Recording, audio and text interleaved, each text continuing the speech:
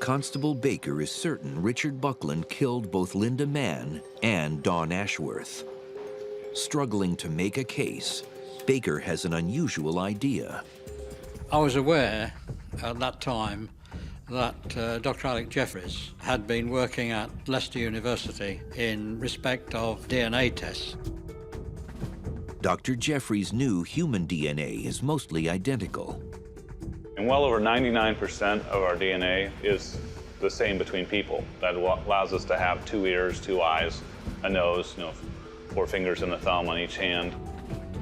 But Jeffreys wanted to know more about that other 1%. In 1984, he discovered a patch of DNA that was unique to each individual, a sort of DNA fingerprint.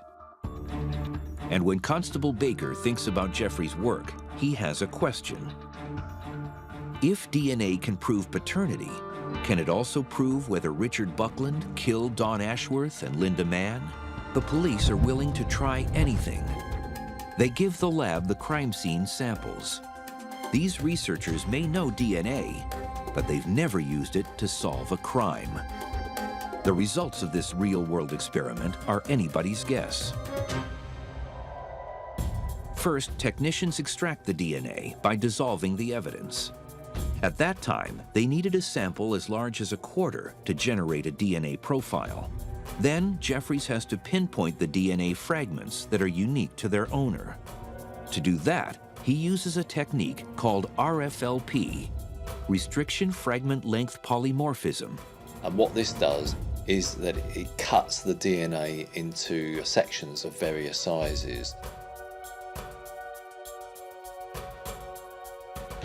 To get the DNA portrait he needs, Jeffreys has to sort the fragments by size. Then the sample goes onto one end of a gel plate.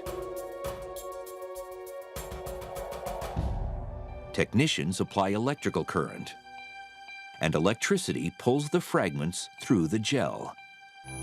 The gel acts exactly like a sieve, and the small fragments are able to travel quickly through the gel, and the large fragments travel slowly.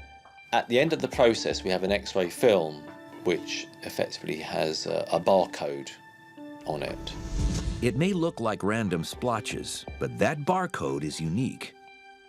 In all the world, it belongs to only one person. And soon, the results are in. The 2 murders, they had been committed by the same individual. But then, the story takes an unexpected turn. The DNA portrait doesn't match that of the one and only suspect, Richard Buckland. Despite his tormented confession, Buckland didn't kill a soul.